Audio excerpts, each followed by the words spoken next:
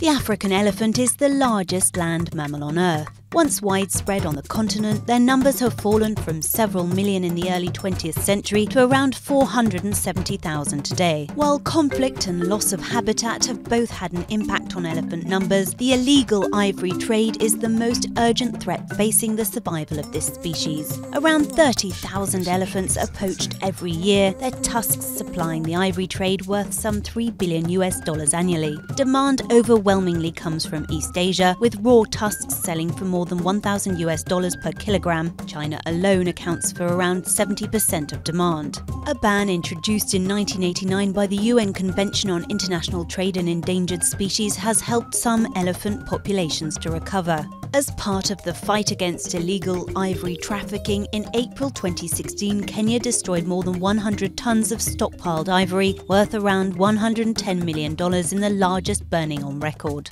According to a study published in the American Journal of Science in 2015, most of the ivory trade comes from two regions of Africa, a protected zone extending from Cameroon to Congo to Gabon, and Eastern Africa, particularly Tanzania. Most large ivory consignments leave the continent via Kenya, Mozambique, Zanzibar and Cameroon. It's then shipped through Malaysia, Thailand, Vietnam and southern Asia before ending up in China and Japan. There it's carved into figurines or jewelry and sold.